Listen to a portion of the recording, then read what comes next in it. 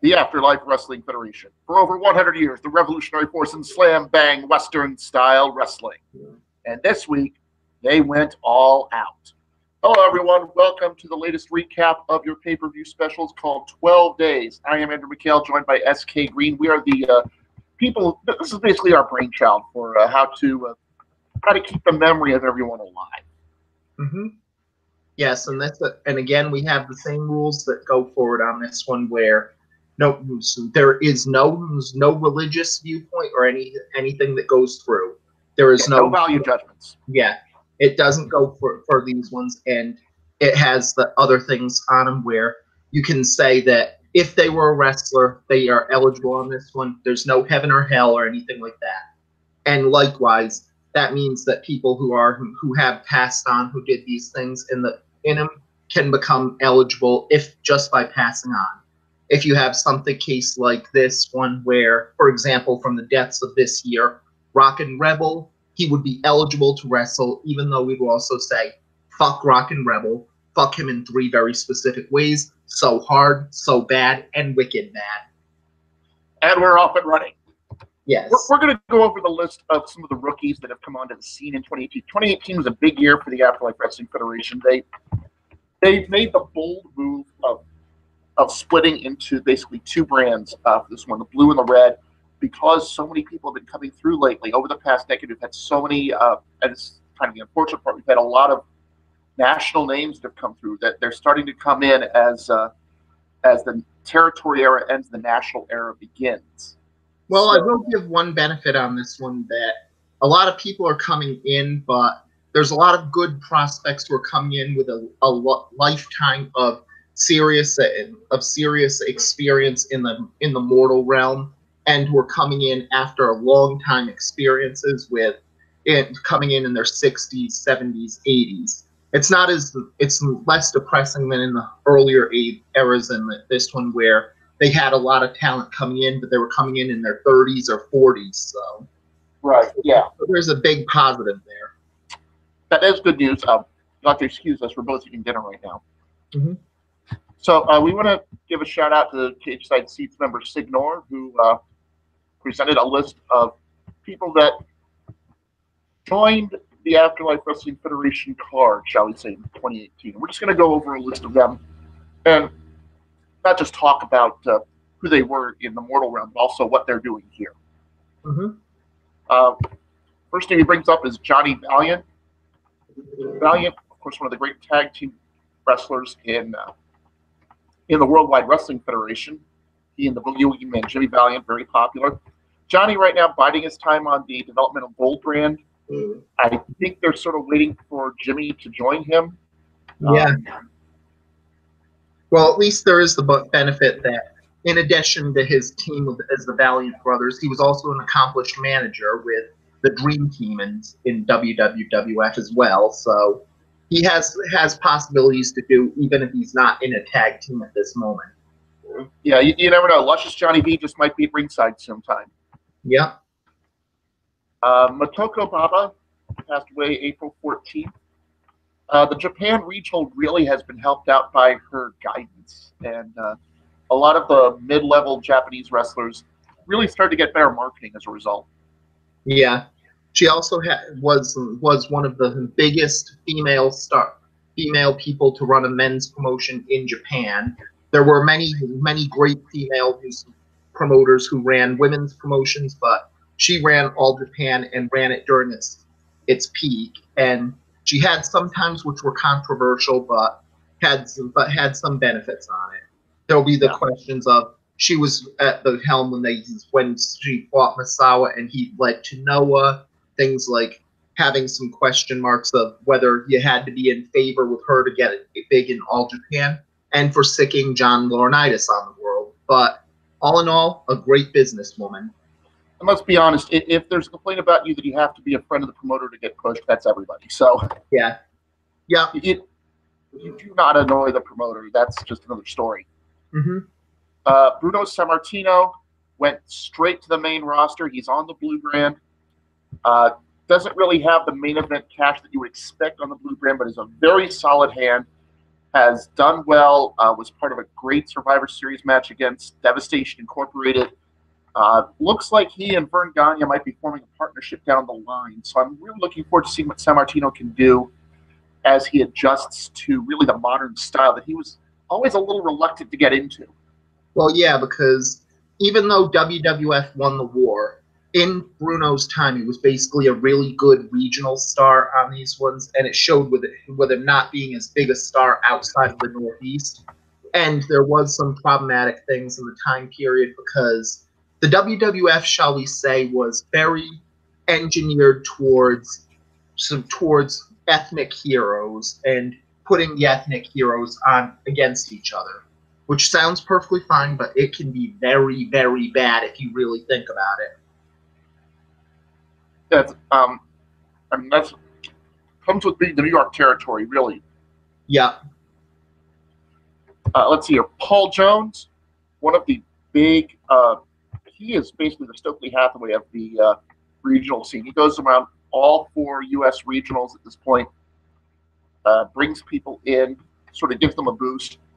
So someone like that, you got to wonder, is he going to get the call up? There's been a lot of talk.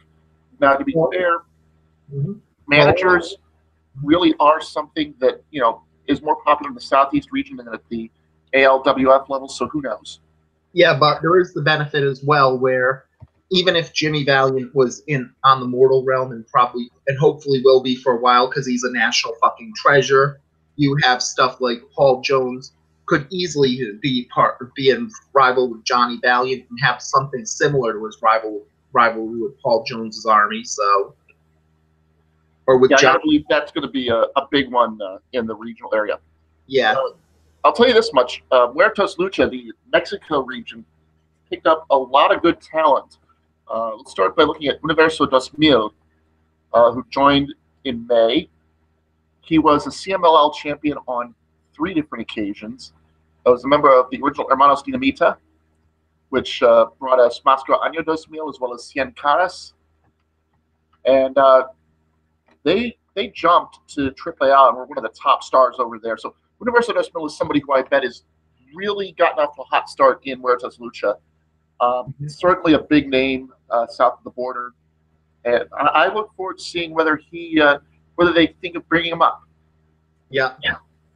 There's a lot of the good ones there on it, and we've already seen them bring up Biano 3 on the main roster as well, or at least on the NXT roster. So,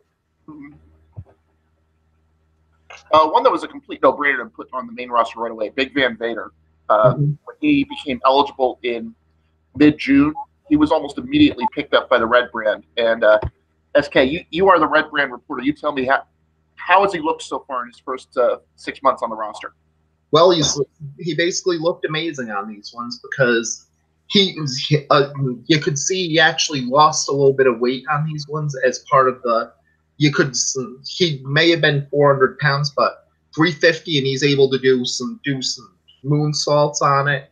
And it's likely if he loses more and more weight by how much he'd want to be or how much he has to be, he could be one of the best high flyers on the roster, period.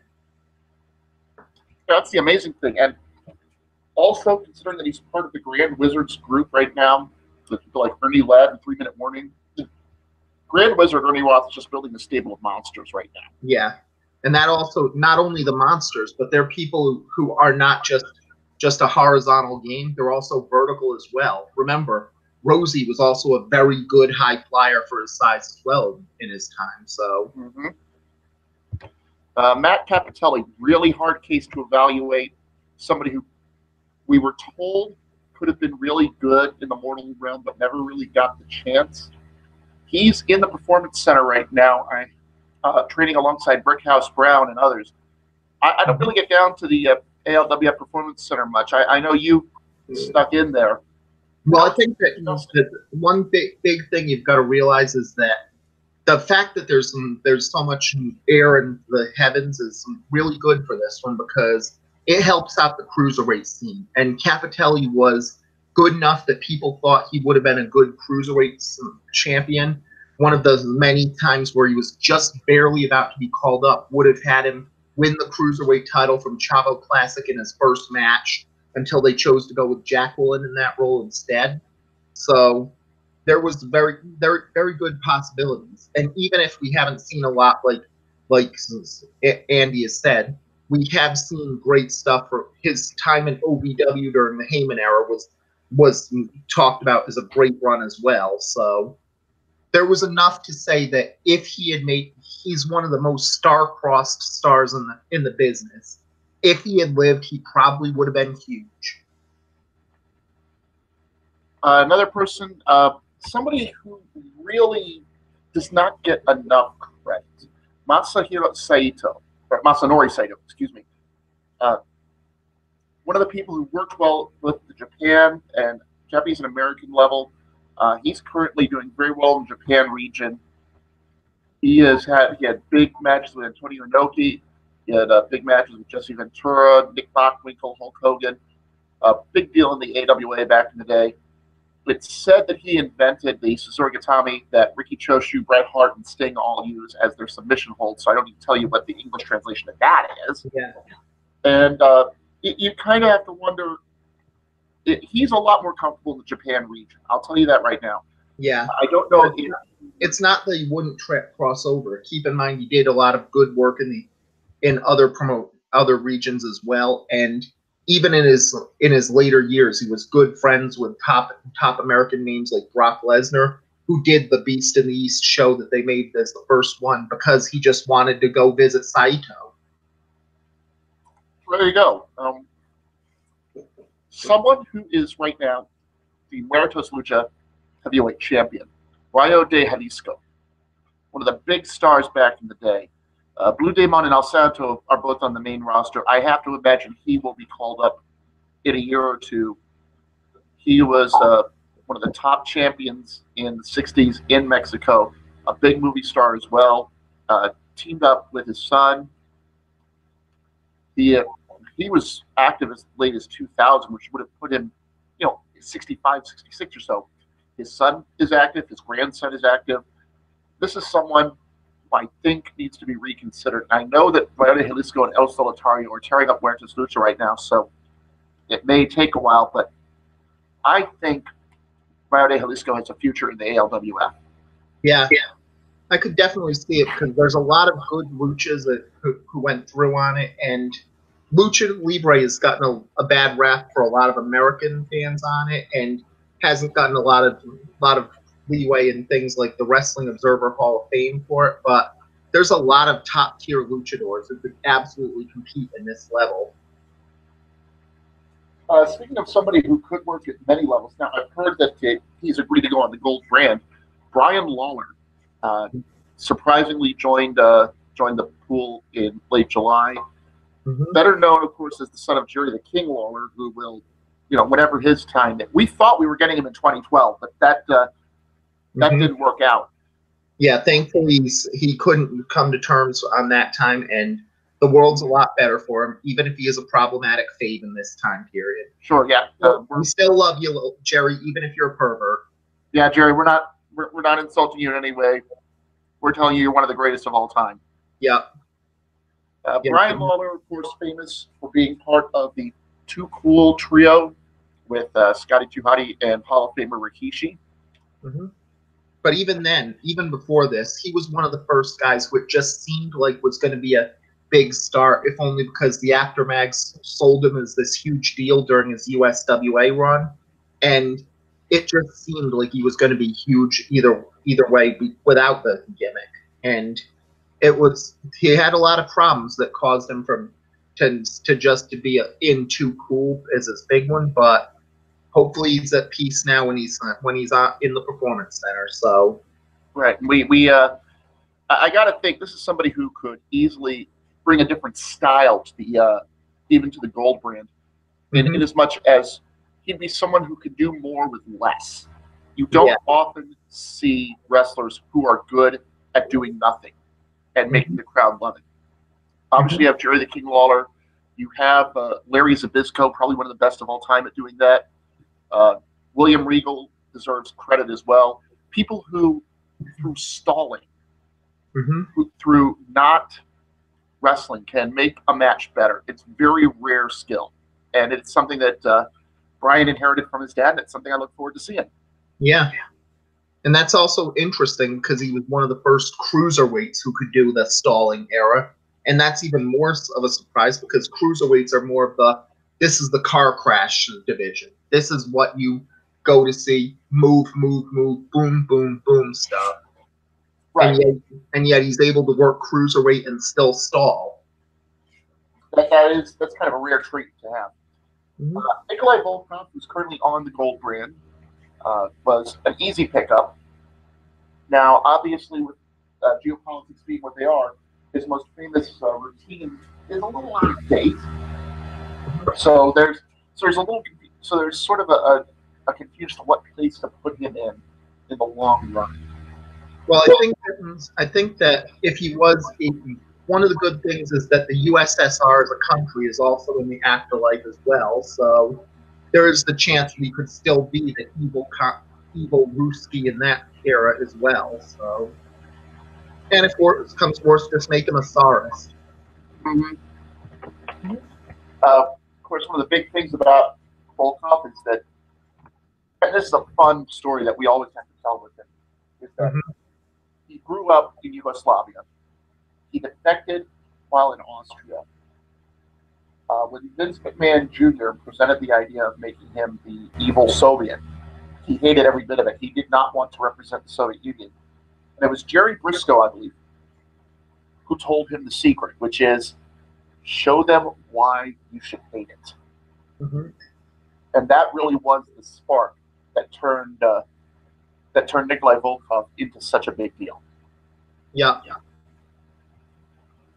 Somebody who was kind of a surprise addition to the main roster at first, Jim the Anvil Neidhart, not because he isn't good or anything, but you got to realize there are a lot of people in the Gold brand who probably could have jumped up ahead of him, but there was a ready-made place for him. Owen Hart and Davey Boy Smith politicked for him. Mm-hmm. He's part of the Hart Foundation right now on the Red brand. Has he fit in? Well, yeah. One plus on it is that he seemed to fit in with his style. He's a good power guy to match with Davey Boy Smith, and he had also teamed with Owen Hart, so he knew how to work with both guys. Brian Pillman's always a loose cannon, but he managed to work well with him. And even just got some style back in October when Ruby Riott added his sunglasses to the afterlife as well. Yeah. Mm-hmm. Viano Tres, who is now in the Gold brand, he's joined Viano Uno and Dos as part of that. One of the 5 brothers, sons of Rey Mendoza, who have all really become big deals in the within the Gold brand. We also should talk about probably one of the great matches, and he had this when he was about 45, 50 years old. He had with Atlantis that finally had him unmasked. One of the best match of the year 2000 in many people's minds. Mm-hmm. This is somebody who had won a lot of apuestas. He had unmasked the Pegasus Kid to reveal Chris Benoit. He unmasked the Blue Blazer to reveal Owen Hart. He unmasked Paraguayan Jr. There's a lot going on here in his career, and along with Uno and Dos, Viano Tres, probably one of the great brotherhoods in wrestling history. Yeah. Truly, with him, you either die a hero or live long enough to be the Viano. Alrighty then. And somebody who immediately jumped into the Gold brand, and I am so glad that he has fit in so well, Don Leo Jonathan. Brought in, he's currently working as a tag team with John Tenta. The way that these two have gelled, the way that they're a combined weight of 800 pounds, and they are throwing drop kicks. They are doing, they're doing stuff off the ropes. Mm-hmm. There's these guys have formed a great tag team already. I'm excited to see the work that they do. This might be the thing that gets Tenta called up to the main roster eventually. And that's really a good thing as well on these ones, because Don Leo Jonathan's another example of the people who are kind of forgotten about in this era, but in their time period, they were incredibly influential. They were incredibly good stars, and people unfortunately didn't talk about them until after they died and people remembered them. And this is ultimately what the AfterLife Wrestling Federation is about, helping you remember these great stars of the past. Exactly. And, we try and, we try and mix it up and try and show all the different styles out there. And we try not to forget people that, as you see, there are still people out there that we can. And even with the AfterLife Wrestling Federation going to 2 brands, there's still people who could be fit in that haven't come up yet. Mm-hmm. Yes. An example of somebody who was brought in, he's currently still learning the Performance Center, but he's an enforcer right now. Dick Slater, who's currently backing up his hardliner friend Dick Murdoch in an attempt to get the NXT the Gold Brand title off of Bam Bam Bigelow. Slater, somebody who went through a lot in his career, somebody who survived a gunshot, believe it or not. Mm-hmm. He married a black woman, got him, and was considered incredibly, used to get incredible heat in the Southeast. Spent some time as the Rebel. Spent some time in JTEX Corporation, like I said, the Hardliners Collection Agency. Slater did a lot, and his life ended in a lot of trouble. But this is somebody that people who remember old school wrestling all talk very well about. Yeah. And going to the next one, the next person on the list is someone where it's weird, where as opposed to people who are regional names who became bigger because of their run in the major ones, this is one who might have been opposite for it, and it was the great Jose Lothario. And Lothario, yeah. And Lothario was a very big star in the Texas regional, very big star in San Antonio, and was a very notable trainer who trained most of the San Antonio stars like Tully Blanchard and Shawn Michaels. And it seems like if he never went national, he would have been seen in a bigger level on it. But you can make the case that his run as the creepy old guy who hung out with Shawn Michaels in 1996 really hurt the image almost of him, and people forgot how good a name he was in the territory era. Yeah, and you go back to currently in the W Network. If you look at the hidden gem from World Class of '81, you can see Lothario go against Ernie Ladd. And you can see how he understood how to take a basic punch kick match and make something out of it. Mm-hmm. So, someone like Lothario, again, he's currently working both in the Midwest region and in Muertos Lucha. I don't know whether he's going to get become a big deal in either promotion. He likes to split his time between the two, so we'll see what happens. Mm-hmm. Speaking of the Midwest region, they got another big name in the backstage area with Larry Matisic, who ran shows all the time at the Chase in St. Louis, and is one of the great promoters of our time. Mm-hmm. Yeah, and that's really a good one on it, where Matisic was in that era where St. Louis was one of the best wrestling cities for years on it, and so to a lesser extent still is today. So, and a lot of it would be from the era of wrestling at the Chase doing this. Someone that I'll tell you right now, the ALWF had a lot of discussion about where to put him. Tom Billington, Dynamite Kid, just recently walked in. We knew we were going to sign him. We just didn't know what we were going to do with him. You'll find out when we review the shows, though. Yeah. This is somebody who, as everybody will talk about, he and Tiger Mask made Japanese junior heavyweight wrestling what it is today. Mm-hmm. And ultimately, this is one where you can't really, we don't make value judgments, but no matter what they were, if it wouldn't have been the wrestling like we did without the Dynamite Kid Tiger Mask matches, they were some of the first modern matches that you would see. And a lot of, he was all over the place, really. He was one of the great high flyers. His work influenced people, junior heavyweights, for years to come. He and Davey Boy Smith, a big tag team, their WrestleMania 2 match with Valentine and Beefcake, considered one of the best tag team matches in WrestleMania history. Mm-hmm. And you're looking at somebody who, is going to be a big deal as soon as we place him somewhere. Yeah, and that ties to the next one where right now it's not only just he was automatically going to be signed, but right now the biggest question is, does he go main roster or does he go to NXT in Larry the Axe Hennig? Yeah, you're talking about somebody who was a big deal in the AWA. Won the Texas heavyweight title, was one of the youngest people to win the tag championships when he teamed with Harley Race, and there's a team nobody wanted to mess with. Mm-hmm.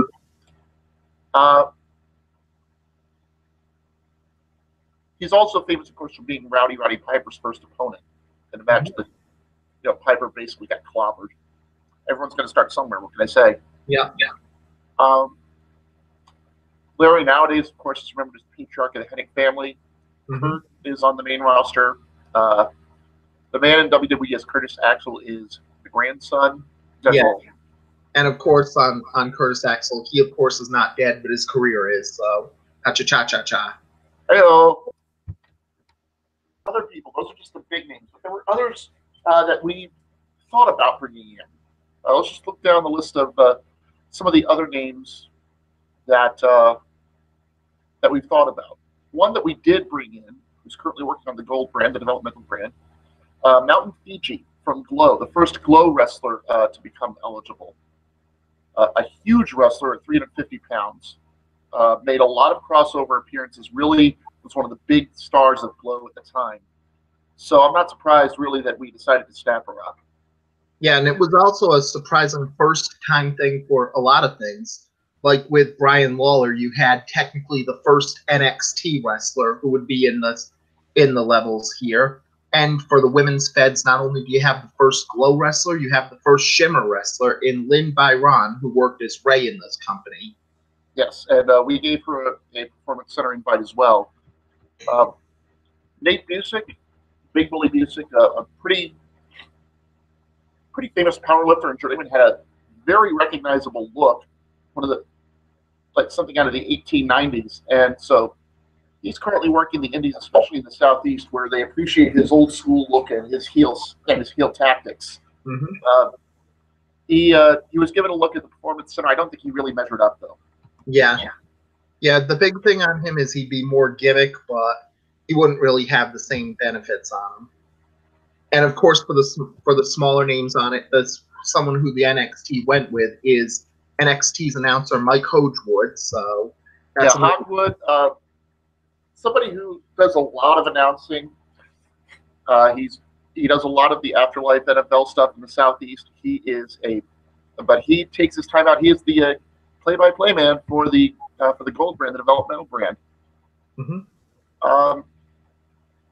So I was a little surprised when I saw this, but one of the top fans this year on the Gold brand, a guy named Tracy Cadell, mm-hmm. who, as you know, did a lot of good training, trained up the Hardy Boys, Joey Mercury, Trevor Lee, his son, Lita. Somebody who, kind of asking if he could get a job here. A lot of people just kind of want to have him build up some credibility in the regional circuit first. So, yeah. What do you think about him? And the regional stuff he probably could on this one, because in addition to the training he did, he was one of the founders of the Omega promotion, which was widely critically acclaimed in the 1990s and gave the start to a lot of the big names in that era, like the Hardy Boys, Lita, Shane Helms, and Shannon Moore, and the like. Yeah, that's one of the big deals. That's kind of going to help him get his foot in the door regionally. I know that he's helping the Southeast region really build up. But we'll see what happens from there. I mentioned that he was in the Performance Center, Brickhouse Brown. Probably one of the most fun people from the 80s. Had an incredible build, was really popular. There was some confusion as to when he was going to arrive, mind you, which is unfortunately what people remember. Mm-hmm. He was a big deal in the USWA and in the Mid-South. I really want to see if he can survive. We're giving him a long look. I think he's got a chance. Yeah, and if there was confusion on it, that's a good one. Like the old line said, death had to take him sleeping, because if he was awake, there would have been a fight. Oh, yeah. Mm-hmm. Speaking of someone who gave a fight to death, Nate Hatred, one half of the Hate Club, one of CZW's greatest teams, did a lot of work with the new Briscoe brothers, the kids out of Delaware. Did some work with Dean Ambrose before he became big. You may have seen him in The Wrestler, hanging out with Necro Butcher backstage. The guy really was one of the founders of the CZW style. And again, this is something where there isn't much in the way of that violent style, although the Blue Brains main event may disagree with you. So he's still playing his craft in the Northeast region. I think he's having a lot of fun there, just going from promotion to promotion and beating people up and causing bloodshed. Well, it also has benefits because, remember, if you're good in the Northeast promotion, you have people like Chris Cash, who's a very good wrestler in that promotion, but also does work as a referee in NXT, so it could even get him noticed. Yeah, that's a good point. So the other person I want to talk about, someone who is really caught on in British Beyond, Doc D, doesn't get enough credit. He started with Robbie Brookside, who was one of the great junior heavyweights in UK history. It had a good run in New Japan Super Juniors tournament, but never really caught on in the US. But I'll tell you right now, British Beyond is glad to have him. He's definitely doing a lot of great work. Yeah. And of course, if he ever chooses to come to America, I'm sure he'll get through two Pennsylvania and 2 New York and 2 of the things and all around the world. Wrong. Should I recognize that reference? Was that the wrong Doc Dean? Probably. Okay. So there are other names we can mention, but these are the big ones that passed through into the Beyond in 2018. We missed them all here on the Mortal Realm, but hopefully with this project we can keep them alive. Yeah, and for the people, just to give them their mentions on these ones as in short ones: Reginald Love, Sahori, Prince Nef Mayavia, Archangel de la Muerte, El Egipcio, Nate the Rat, Piratita Morgan, Andrej Carpentier, Chris Champion, Frank Anderson, Ben Justice, Ray Pirata, Peter William, Renee Lasartes, Raul Mata, and Signor Forgotten but Aya Koyama. Even though they aren't big names, they all gave their lives for our entertainment, and that should be lauded. Indeed. And with that look, let's look ahead. Talk about 3 shows as part of 12 days. And we got to start with the gold brand, the developmental brand, which you've mentioned is NXT equivalent, really.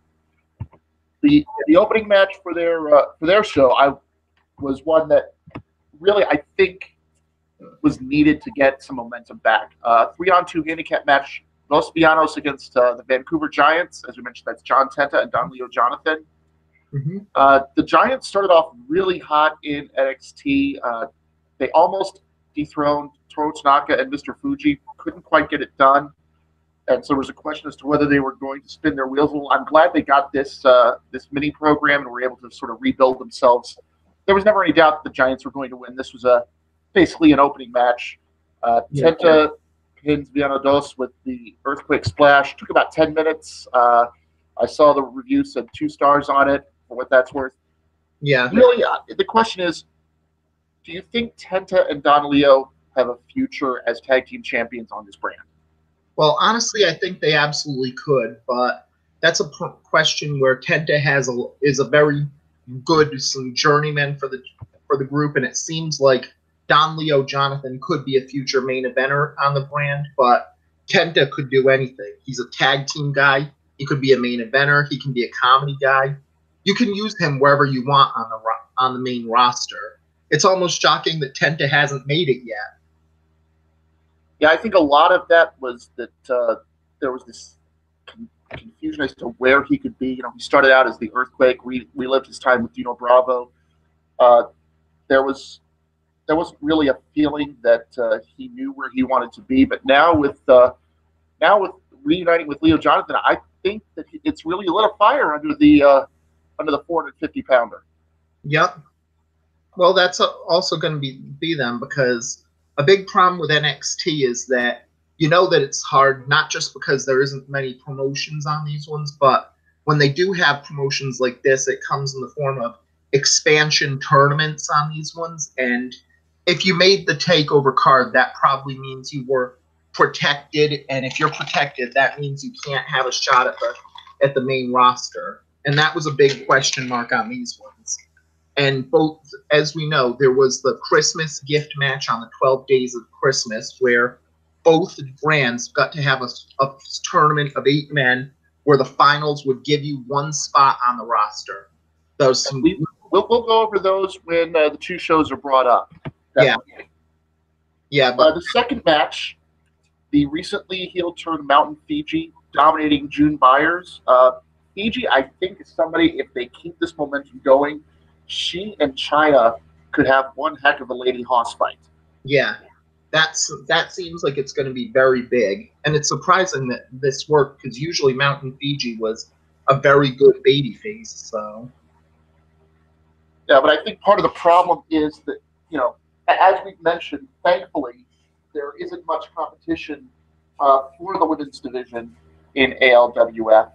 A lot of the great stars are still with us, as you saw for WWE Evolution. Mm-hmm. So they're trying to find somebody to build up for China, who has been an incredible women's champion, has done very well for herself. Mm-hmm. This might be testing the waters for Mountain. Yeah, and it could work on these ones, because eventually you have the question, if China's this dominant, do you have her fight the men eventually? Right, which is something she could have done, something she did do. Yeah. So this match was only about 6 minutes. Fiji destroyed Byers with a bear hug. Rating is pretty low, but who cares? Because it wasn't about putting on an exciting match. It was about establishing a star. And I really think they did that with Mountain Fiji. Mm-hmm. But this match absolutely was about making a great match, and you had TLC action. Yes. The tag champions, Professor Toru Tanaka and Mr. Fuji, were probably in over their head as they defended against 3 teams. You had the dynamic duo, Chris Adams and Gino Hernandez. You had the Public Enemy, Johnny Grunge and Rocco Rock. And you had the other members of the Triple Threat, Mike Awesome and Chris Candido. And in this atmosphere, you have the despicable Adams and Hernandez, you have the Public Enemy, you have Awesome and Candido. Just about everybody but the champs was familiar with the system. Mm-hmm. 20 minutes of just wild end-to-end action. Everybody felt at home. Tanaka and Fuji played sort of defense the whole time. Lots of salt being used. You had an incredible table spot when Mike Awesome threw Gino through 3 tables stacked on top of each other from the top of a ladder. I don't think that's getting topped anytime soon. The drive-by by Public Enemy took out Tanaka. Just, like I said, wall-to-wall, not much slowing down here. It looked like Chris Adams was going to be able to get the title, but Rock pulled him off the ladder onto his shoulders. Johnny Grunge came in. They did a Doomsday Device, which really got the crowd hyped. And at the end, the Public Enemy are your new Gold Brand Tag Team Champions.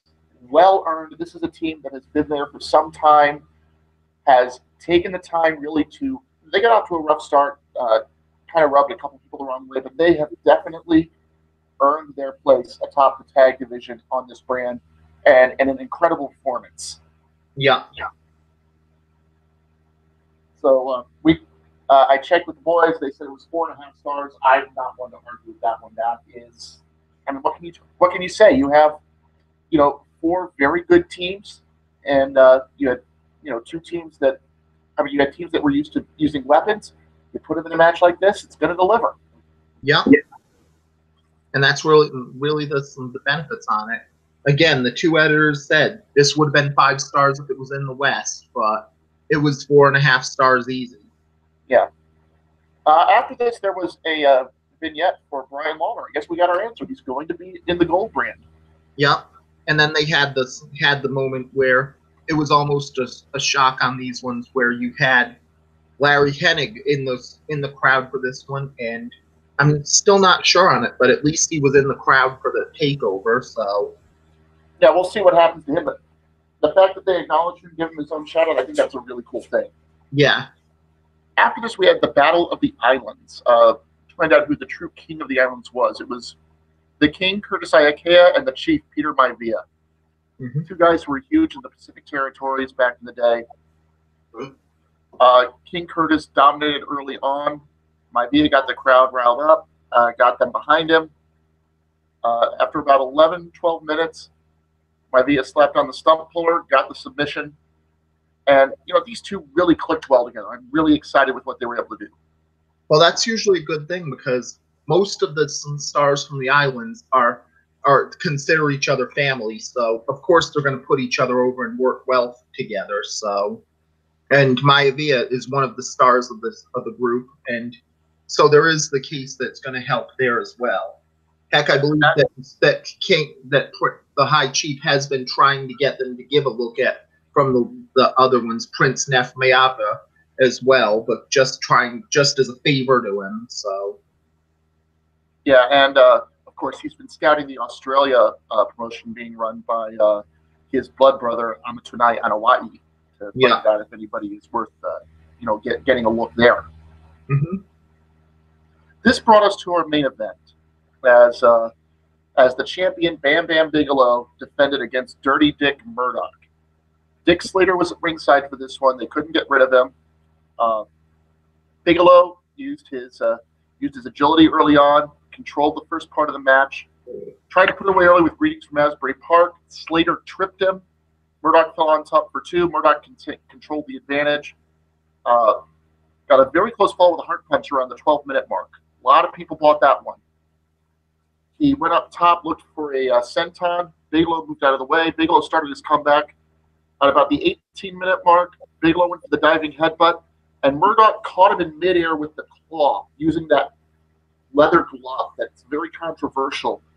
Everybody freaked out. They thought they were seeing a title change.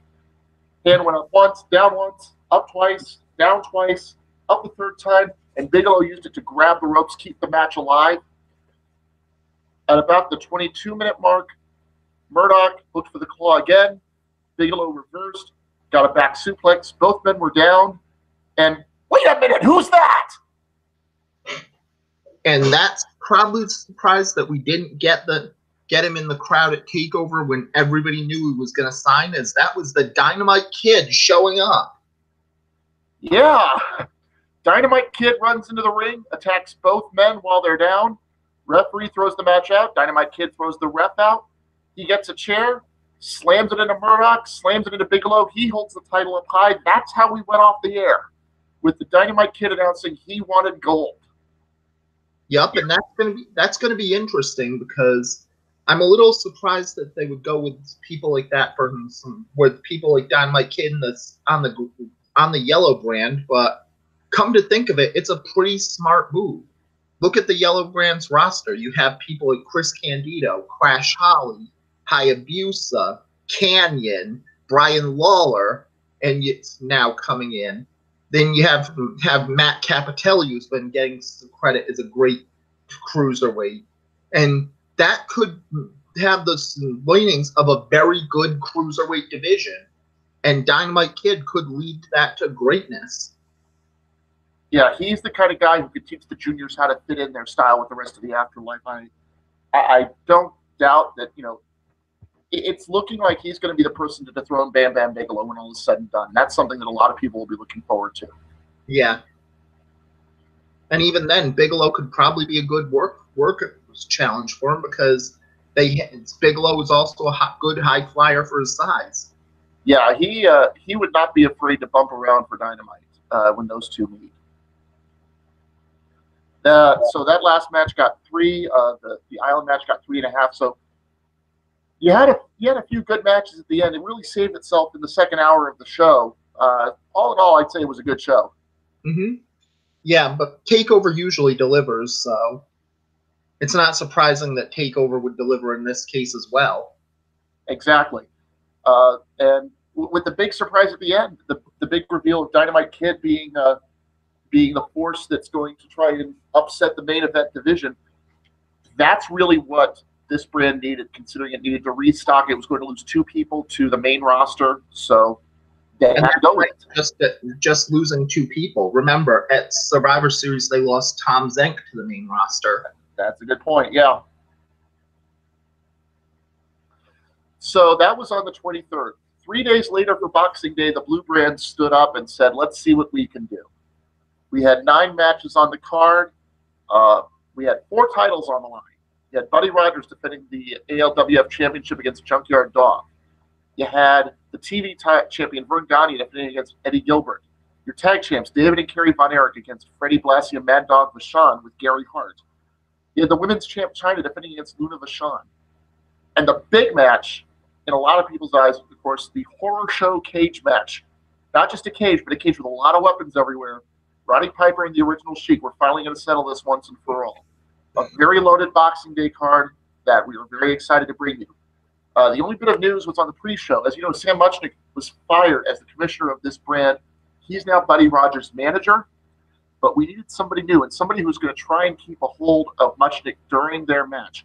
It already been said that Sam Muchnick would be handcuffed to the new commissioner. Well, we found out who that new commissioner is, and that was a really good get. Stu Hart. Very good move there on it, because Stu Hart isn't just a good commissioner, he's also someone who can hold his own in the ring, and that would be a big deal. Heck, it wouldn't shock me if Easter's big show has Stu Hart up against Sam Muchnick, so... It's possible, although he wouldn't be the only commissioner who can get physical. Remember, the developmental brand is run by Fritz Von Erich. Yeah. So, we were ready to begin, and we began with 6-man tag team action, featuring 6 of the really most underappreciated men as far as modern audiences go. Most people have only really heard of one of these names, but let me tell you, all 6 deserve your love. Mm-hmm. On the face team, we had Lou Thez, El Santo, and Gory Guerrero being led to the ring by Captain Lou Albano. On the heel side, you have the Sandow Corporation as Billy Sandow brought out the Gold Dust duo of Toots Mondt and Ed Strangler Lewis alongside George Hackenschmidt. Mm-hmm. For a lot of you, these are just names of antiquity, especially on the heel side. But these are some of the pioneers, some of the forefathers of wrestling, both in the U.S. and Mexico. So the crowd was really excited for this opportunity to see this match. Just a thrill-a-minute match.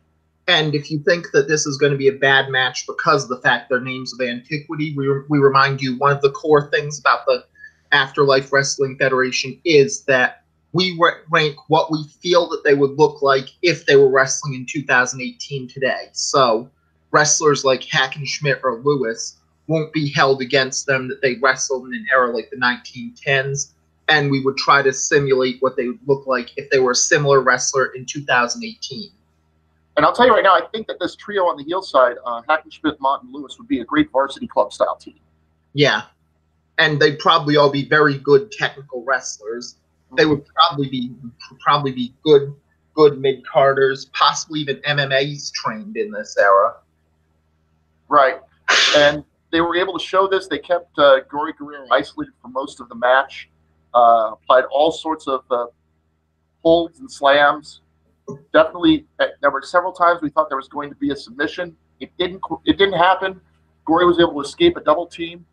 Hot tag to El Santo. Lou Thez came in at one point. All 6 men were in the ring.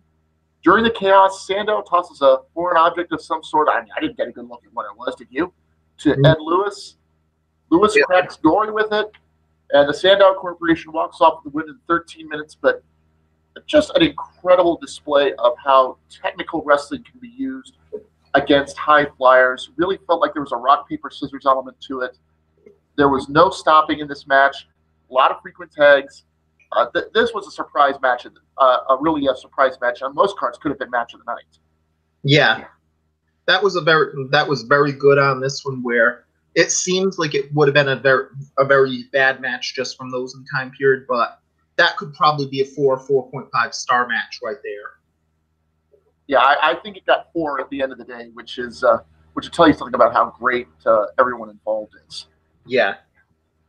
The women's title was on the line next as Chyna defended against Luna Vachon. This match never really got out of the gate. It was more angled than match because about 3.5 minutes in, Luna was going for a running splash, on Chyna, and Fabulous Moolah appeared and tripped her up. We all know about the history that Fabulous Moolah has with Luna Vachon, which is to say Luna Vachon hates her. Yeah. She went outside, argued. Vivian Vachon tried to get Luna's focus back, and when Luna rolled in, Chyna was ready. Sleeper hold neck breaker, got the pin, retained the title. But it's what happened after the match that will have everyone talking. Fabulous Moolah got on the mic and said that she was the women's champion, the forever women's champion. Anybody holding the title was just holding it warm for her, and she demanded the next shot. Well, before Chyna could say anything, Luna Vachon jumped back in the ring. A huge argument broke out. Vivian Vachon attacked Moolah from behind. The Vachons worked over Moolah. The crowd loved it. That Fabulous Moolah has never been popular with the crowd in the AfterLife Wrestling Federation. Chyna made her exit stage right, and the Vachon family. This is a surprise. The Vachon women are now faces within the ALWF. I don't think anybody would have predicted that. Well, I think it's perfectly viable because you have the Vachon women as another great tag team, and it seems like they could even go with tag team titles on this one. So perhaps God will dress up as Santa Claus and announce them randomly after people want him for a year. Who knows? Alrighty. Meanwhile, the next match for the Blue Brands tag team titles, David and Kerry Von Erich against Devastation Inc. members Freddie Blassie and Mad Dog Vachon, with Gary Hart calling the shots. I kind of feel sorry for Kerry after this match because Blassie and Mad Dog just mutilated him over and over.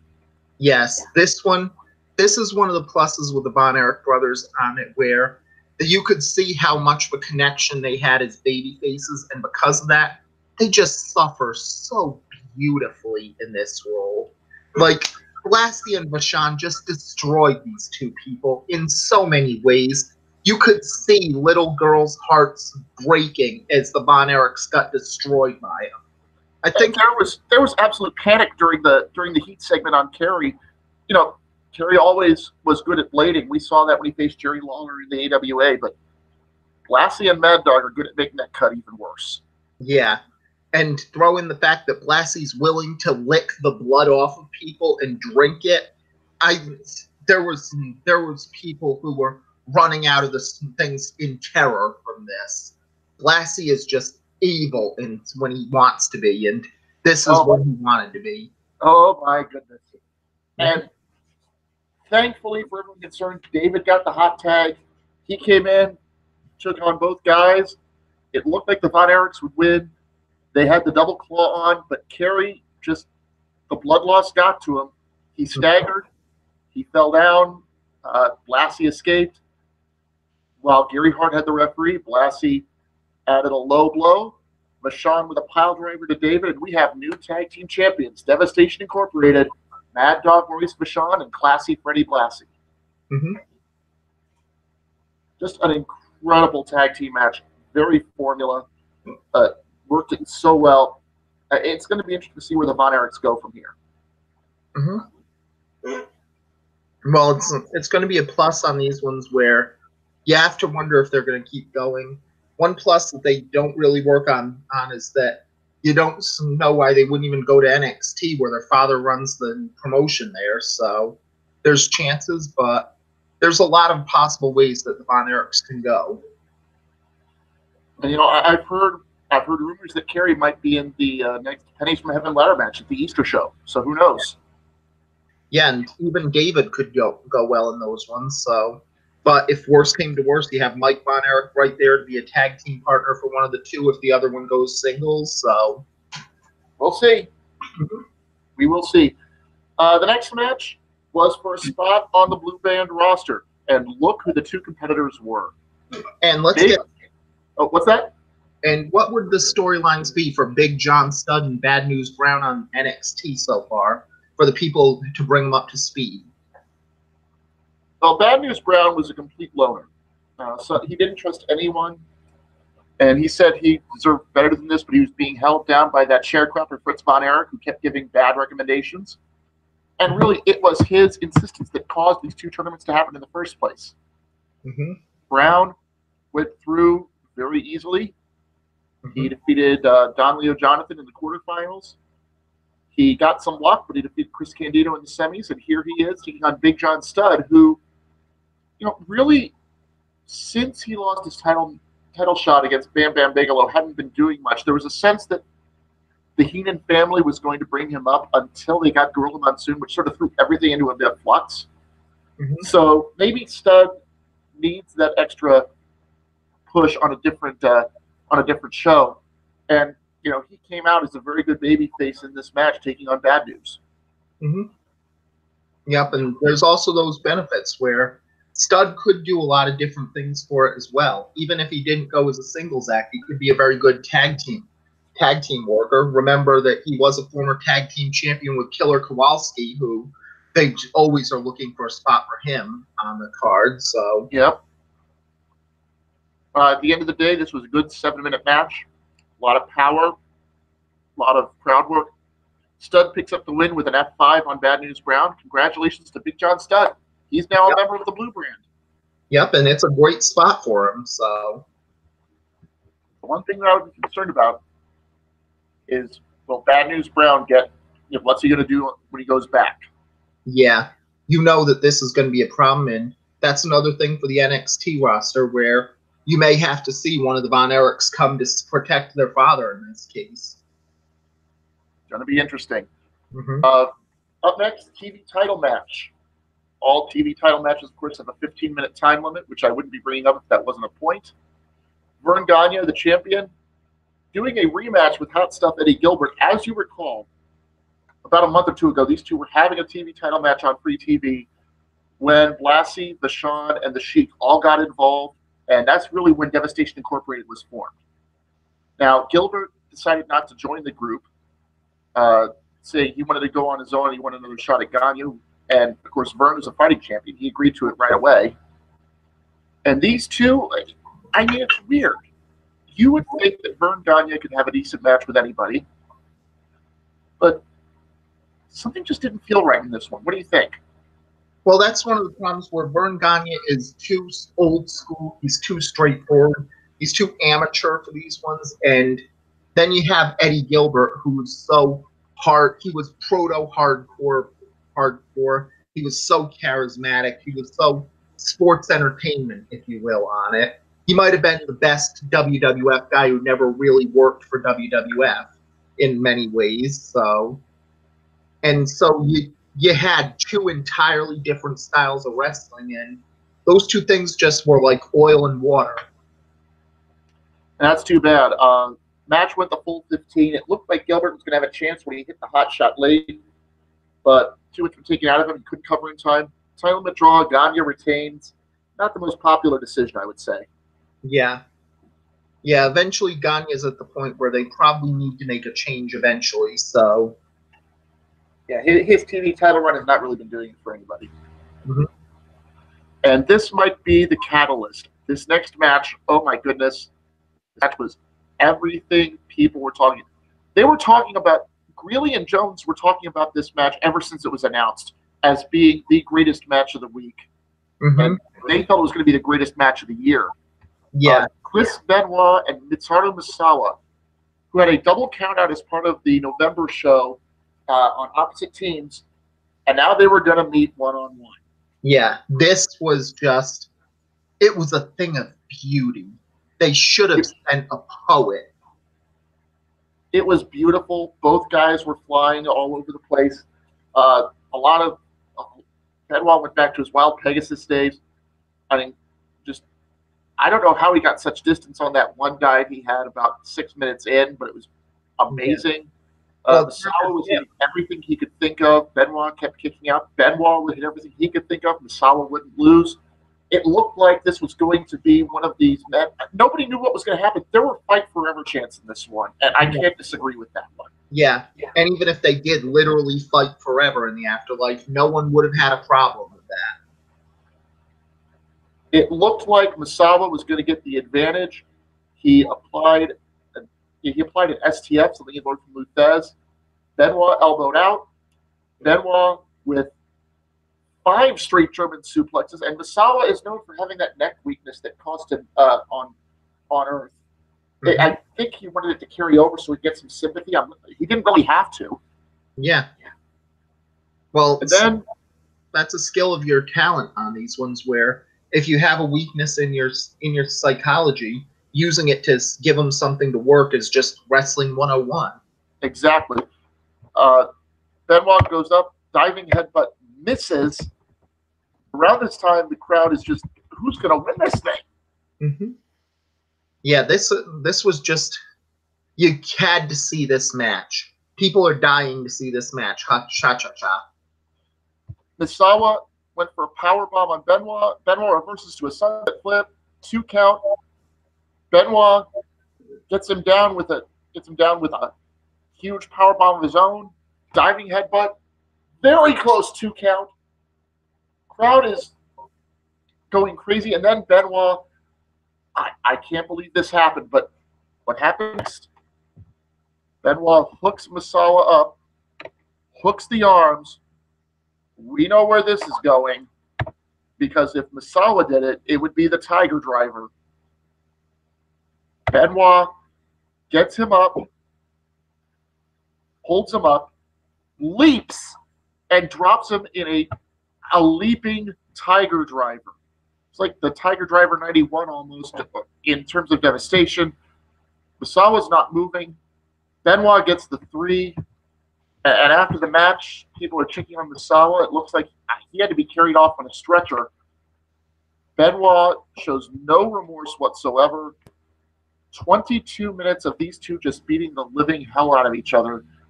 And I can't really disagree with them. Greeley and Jones gave this the full 5. Yeah. Yeah, and Greeley and Jones would have even said 6 stars if they could on this one, because this was just that good.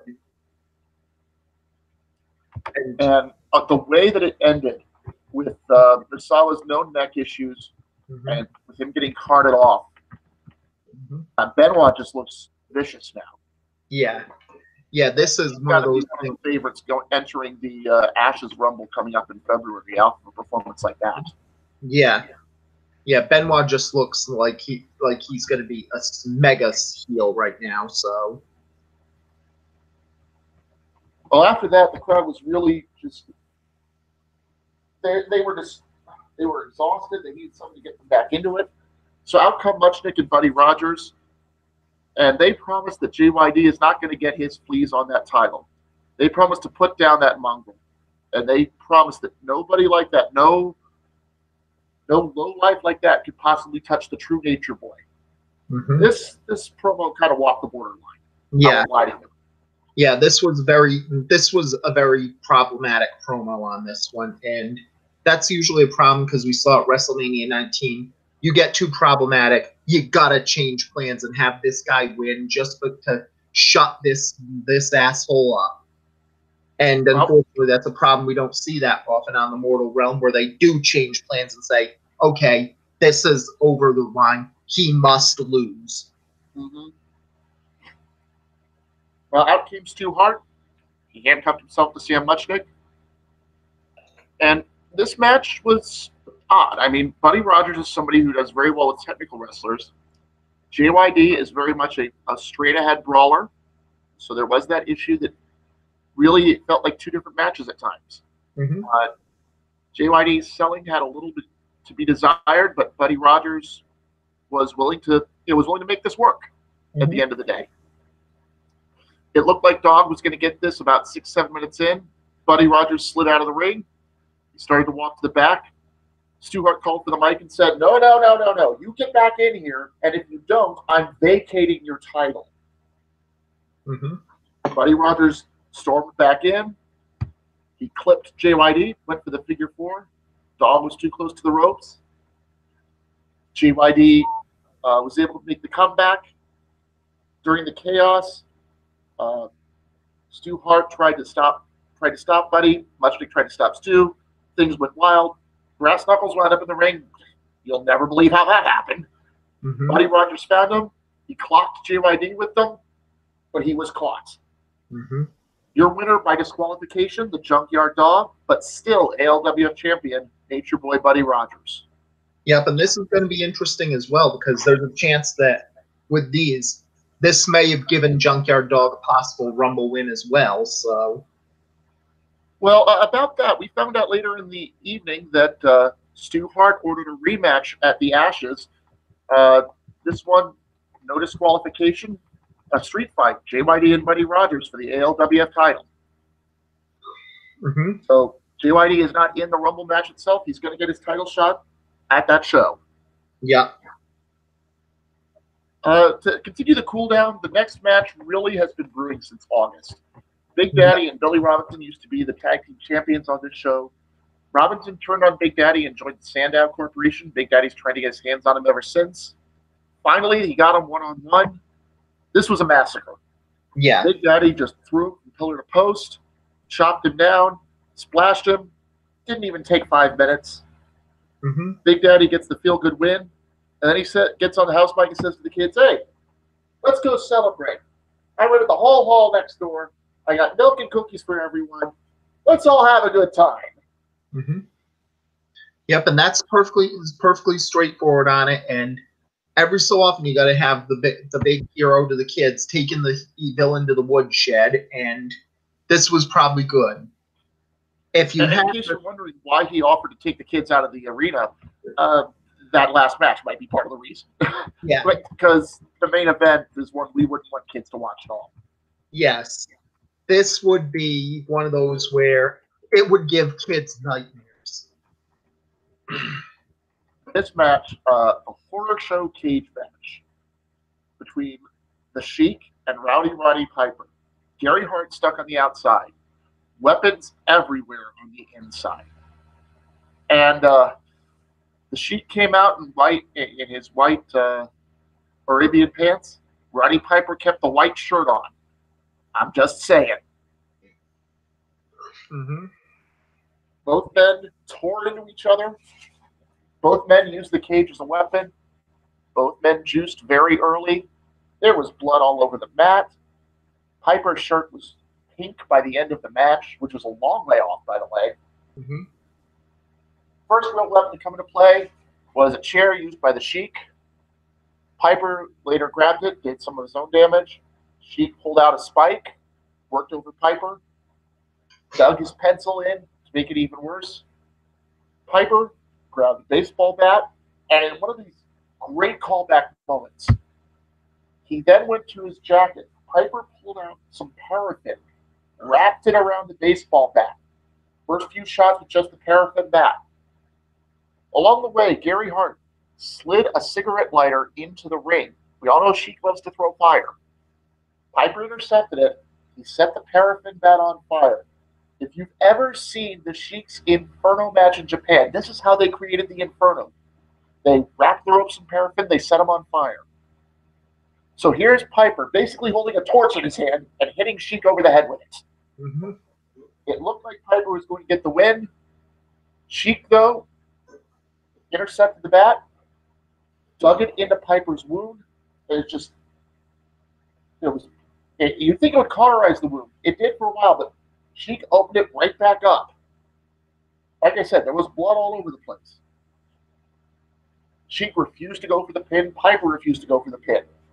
Around 20 minutes, Sheik climbs to the top of the cage. He sees a screen door, but the screen mesh is made of barbed wire. Uh-oh. He throws it down onto the mat. He drops down, says his prayer to Allah, picks Piper up. No, Piper reverses, suplex into the door. And now Sheik's back is torn up as much as his head is. Mm-hmm. Piper's not done. He goes to the cage and he grabs a pair of pliers. He starts cutting away and cutting away and cutting away. He's cutting parts of he's trying to cut the door apart, try and get some of that barbed wire loose. Before he can, though, Sheik returns with the chair, slams it into Piper's back, rubs Piper's head into the barbed wire. Sheik gets the stick from Gary Hart. Finish him. Slaps on the camel clutch. Crowd is rooting hard for Roddy. You can barely see Piper say yes or no with all the blood on his face. Piper slowly makes his way to the ropes. That's not going to help. It's a cage match. What do you want? He pulls himself up from the ropes. Sheik is riding his back. Piper staggers backwards. The two fall back onto what's left of the mesh door. More barbed wire into the Sheik's back.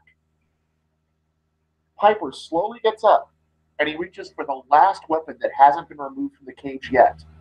a solid crowbar. He takes it down, and then he takes some of the barbed wire he's cut out of the door and wraps the barbed wire around the crowbar. You hear him say, "Hey, Streaky baby, batter up!" Boom! Right across the head. Piper collapses on top. 1, 2, 3. Roddy Piper has survived to win probably the most violent match we've had in ALWF in years now. He is barely up enough to accept the congratulations. Crowd is going crazy. What a tremendous blow-off from two of the bloodiest, most violent wrestlers we have in the company.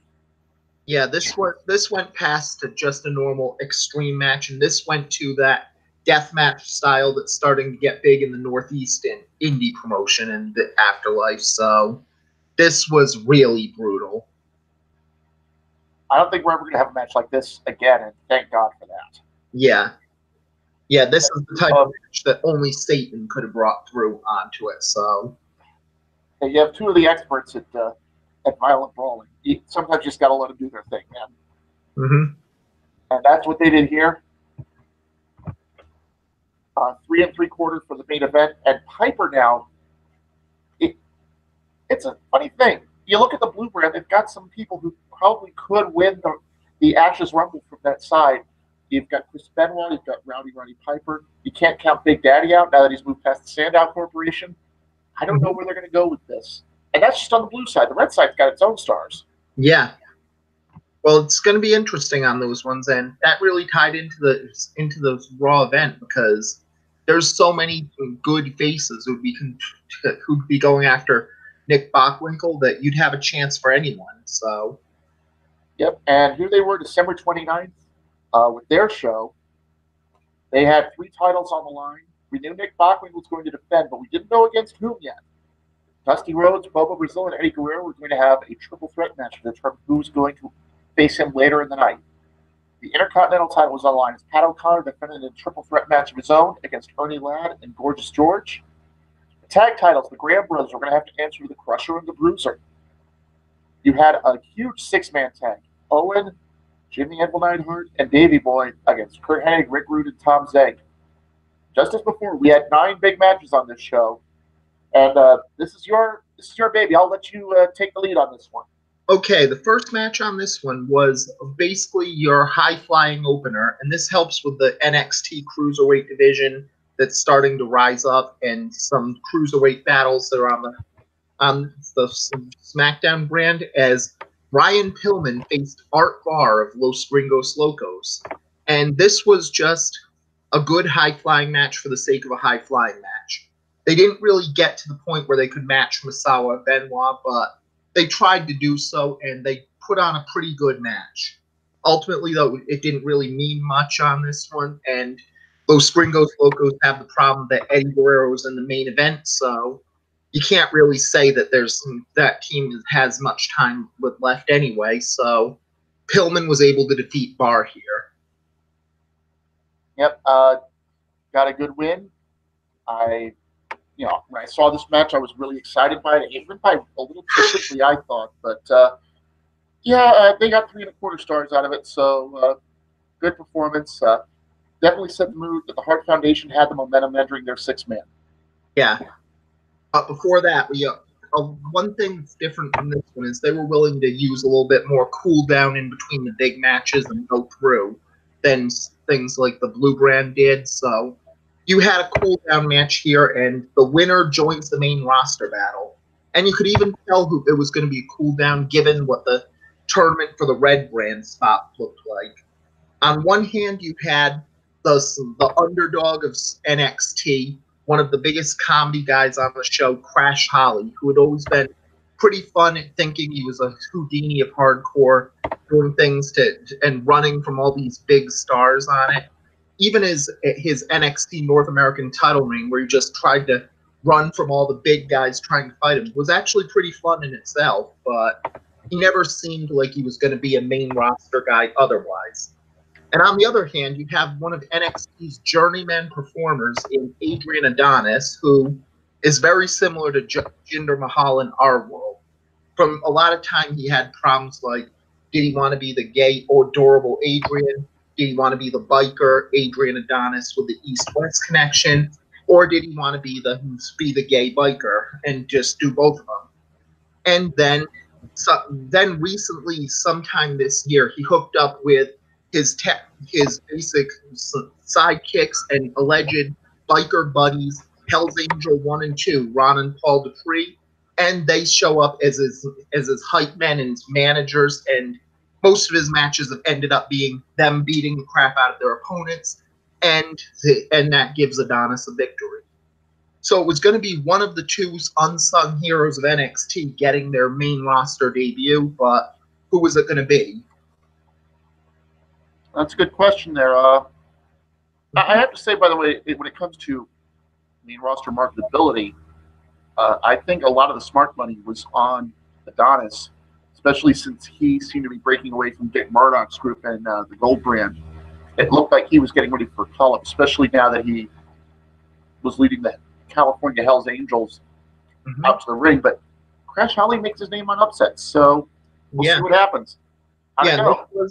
This was pretty interesting, where Holly brought his scale out and demanded that all three of them weigh themselves beforehand, and the Hells Angels together came close to 400 pounds, and Adonis also came close to 400 pounds, and Holly was almost shocked that it nearly won for the super heavyweight stuff. And Holly basically ran from Adonis once he realized this, which is pretty much what Holly does best on it, where he'll go all around the arena, he'll go through, he'll try to use attacks like Kevin McAllister in Home Alone to try and stop it. And luckily there's no countouts, there must be a winner and someone must go to the main roster. So you had a lot of things with Holly just going through, getting a bunch of attacks, trying to slow down them or get something set, so he would have at least a fair shot against Adrian Adonis. Unfortunately, all the work he did didn't work, and this was the same as most of NXT has been. The Dupree brothers beat the crap out of Crash Holly, and Adrian Adonis and the Dupree brothers are going to the main roster. Well, that's going to be interesting. How do you think they're going to fit in on the Red Brand? Well, it's going to be interesting on this one because, well, first off, the Red Brand has tag team work, so if they do more than just manage, there's something there. And Adonis gives another mid-carder, and they need a lot of mid-card heels on the Red Brand, because if you look at that Red Brand face thing, there's a lot of great underutilized talent on that brand. But there's just not enough people outside of tag teams on it. You have guys like Haystacks Calhoun, guys like Arnold Skoland, guys like Ultimate Warrior, guys like even the lower names like Liz Marks Sr. possibly could do it, but they just don't have anybody who could work as singles heels on it. And now you've got a good singles heel in Adonis, someone who has a tag team that can work as a six-man team to fight people. And I think that's probably a smarter decision. They didn't need another main event player on the Red Brand, but they could use another good comedy mid-carder. Yeah, we're going to see how that works going forward. I certainly don't think anybody will miss Adrian on the Gold roster, especially now that his spot near the top of the card is just so immediately filled in with Dynamite Kid. Yeah. And that's ultimately a big thing on it, where they didn't need Murdoch and Adonis anymore at the top of the tag team ranks, but if he can do something on the Red Brand, that'll probably help him. All right, so up next, so what was next? What was next was a six-man tag match with Owen, Jim, and Bulldog against the Robbinsdale Connection. And this was pretty much a coming out party for Tom Zenk, who needed to show he could click with Hennig and Rude and prove he could actually work a heel, because Zenk was always more of a pretty good babyface on the mortal realm and never really had that one good heel reign.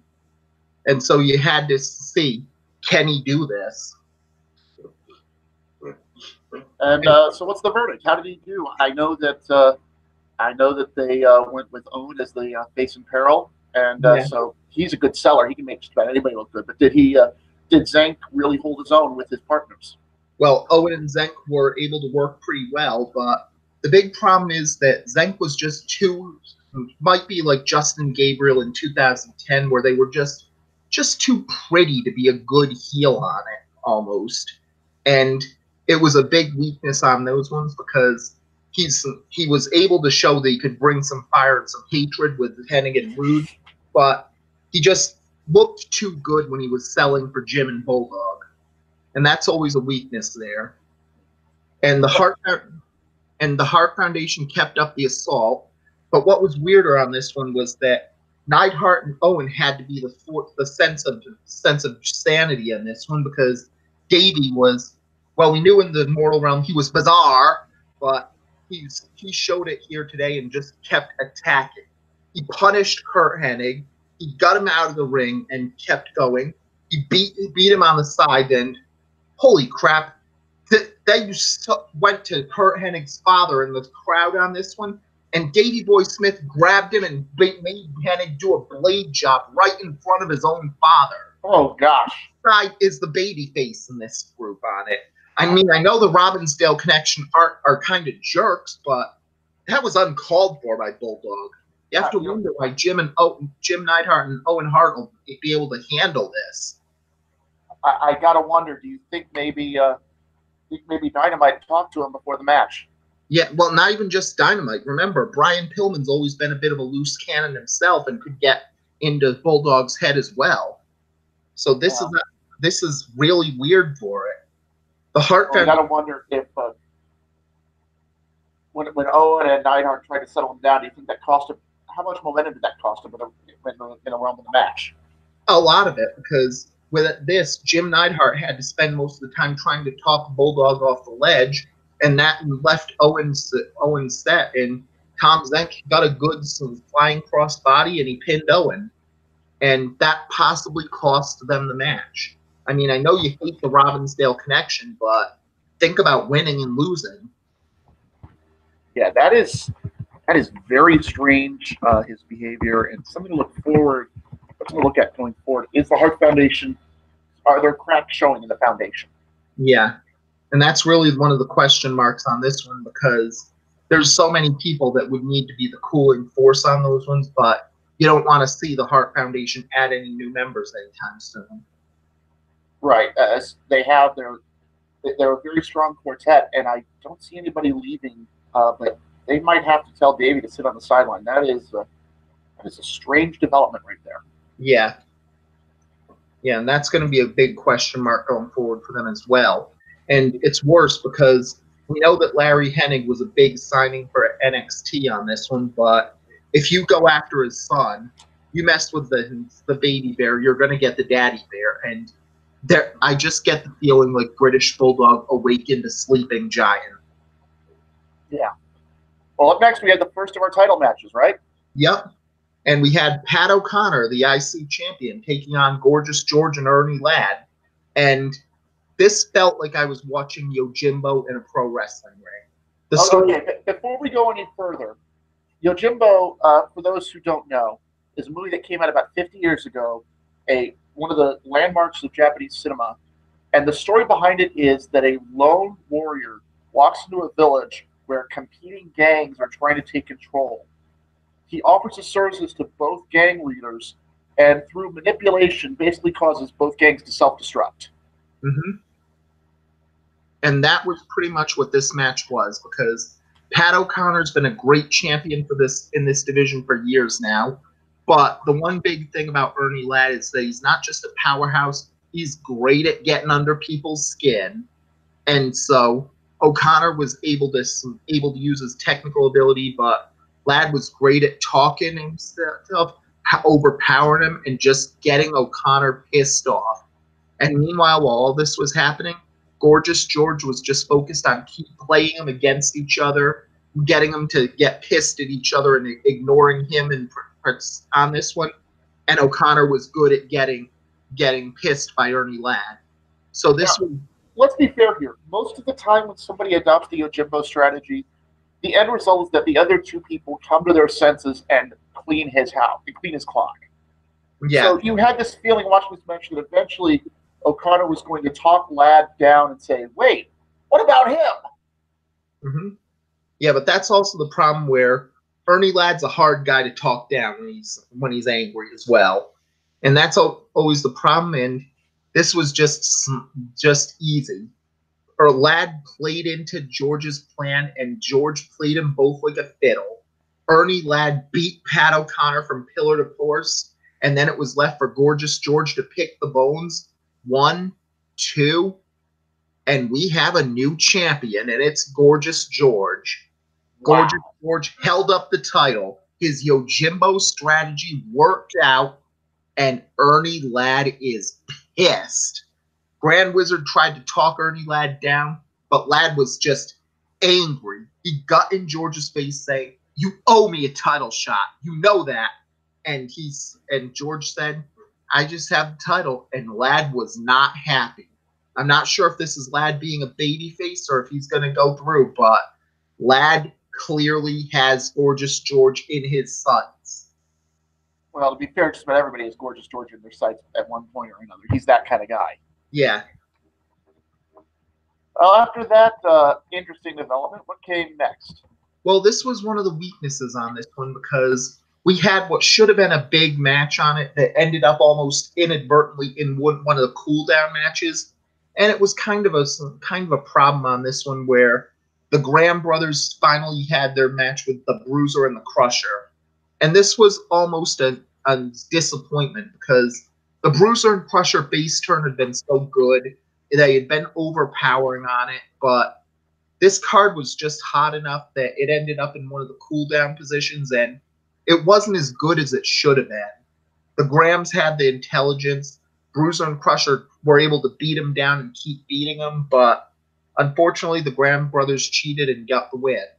And again, this was just really disappointing because it should have been a big match, but this card was such that you needed some cool-down matches for between spot and spot, and this unfortunately was in the cool-down matches. Well, that's one of the things you got to remember. Is you don't always need to follow the high-low pattern. That's something that the Blue Brand has eschewed in recent times, sort of using the time between matches really as that cool-off. But I'm beginning to think time constraints really played into this one. Yeah, this match could have been far better, but even if it was better, this seemed like one where the Bruiser and the Crusher had to win, or else it would have been a downer no matter how much time they got. And if Bruiser and Crusher didn't win, then it's just a problem there anyway. And now that they didn't, what happens now? Honestly, that's one of the questions, because Bruiser and Crusher still at least the Graham brothers cheated to win, so they didn't win cleanly. So there's a chance that you could have more, but this Raw Tag Team division is incredibly, incredibly strong right now. You've got Los Gringos Locos if they stay together. You've got things like Roca and Blue Demon as a possible team. You've got some Hashimoto and Rikitos on as possible teams. You've got the Hart Foundation. You've got Bruiser and Crusher still. You've got the Fabulous Kangaroos. You've got the Robbinsdale connection if they do. You have all Grand Wizards people like 3 Minute Warning. You have the Moondogs. You have things like, so maybe you even have, if they try them, those California Hells Angels. It's a very strong tag team division there, and you could see them keeping Bruiser and Crusher in the tag picture, but you can also see them going in another direction as well. Yeah, that's going to be a bit concerning going forward. But that is one of the bright spots on this brand, is that they have a lot of great tag team wrestling. So yeah, and that's tag team wrestling's basically there's some forte on this brand. So this next match, I just was weird. That's what I'm going to say. It was weird. It was billed as an exhibition between the mentor Ricky Dozan and the student Shinya Hashimoto. And what happened? Honestly, this was one of the weirdest matches on this one, because usually the big thing about this is in the afterlife, fans don't go with all the problems that we do in the modern era, but this was weird on it. We had, as it said, it was sold as Shinya Hashimoto and Rikito-san had some problems going back to last month's pay-per-view and longer. And finally, Rikito-san said, I'm going to have an exhibition match to show what my student has learned on it after so long.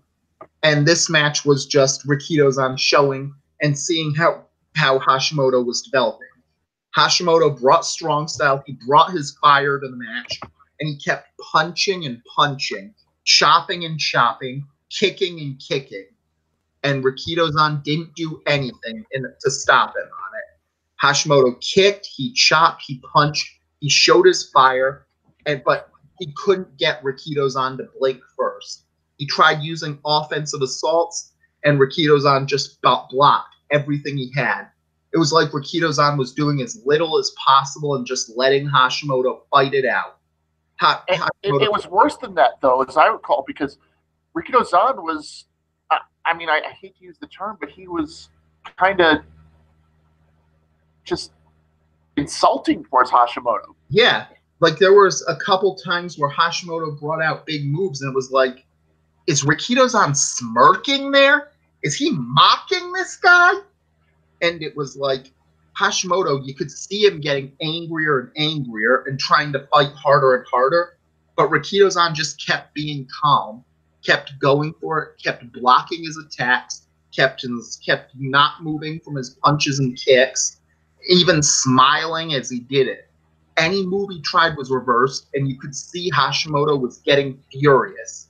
And Hashimoto kept going. He put out his big move. Rikishi driver hit on Rikito-san, and Rikito-san did nothing to it. Kicked out at 1. Hashimoto tried a powerbomb. Nothing. Hashimoto tried the one-winged angel. Nothing. Finally, Rikito-san used one Rainmaker on Hashimoto, and Hashimoto was pinned for the 3.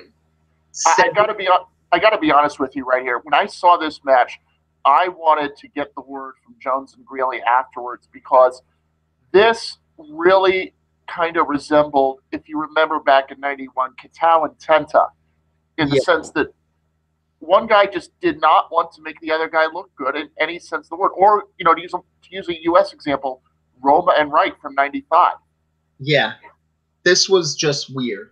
Rikito-san was the winner at 17 minutes of that shit, and you could see Shinya Hashimoto lost his shit. Hashimoto attacked Rikito-san. Stiff punches, stiff kick. He brutalized the guy. He took him out of the ring. The announce table was broken by Rikito-san being powerbombed through Hashimoto. Hashimoto grabbed a chair and he kept punishing Rikito-san. Hashimoto was furious. He snapped on his teacher. He broke the bond, and wait, these sick fans are cheering Hashimoto? Okay, let me come to their defense here for a second. Let me just come to their defense here. You just described a 20-minute match in which Rikito-san basically treated Hashimoto like dirt. Mm-hmm. I'm sorry, but you keep hammering that point home. People are going to get sick of what Rikito-san is doing, and they're going to say, this guy really needs to get the reality slapped back into him. That's what happened here. Yeah, I know that the intent here was to mirror the San Martino Zabisco story from about 40 years ago, but honestly, Rikito-san didn't do his part right, and he deserves to have the cheers at the end for getting beaten up. Yeah, and honestly, that's weird on this one. Like, I was listening to a Chris Kresge podcast about how he was booking this show on this one, and he said it was originally intended to be Rikito-san saw the match as a teaching situation to see how far his student has come.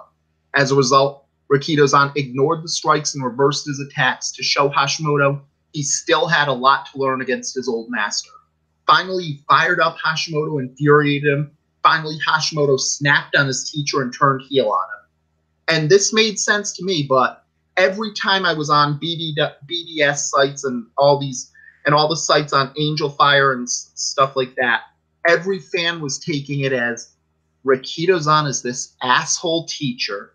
He's been teaching Shinya Hashimoto for years now, but he's just never going to give his student the car keys. Hell, Hashimoto trained for longer than Mitsuharu Misawa, but the Rikito-san gave Misawa the car keys far quicker than he ever gave Hashimoto them. Hell, he gave Plum Mariko the car keys before he gave Hashimoto them. And Hashimoto's as deserving of those car keys as either of those two were. Hell, did you see that match? Rikito-san was openly mocking Hashimoto in there. Hashimoto was justified to kick Rikito-san's ass because if Hashimoto didn't grow a spine for once in his life and do something like this, he'd never get to be his own man.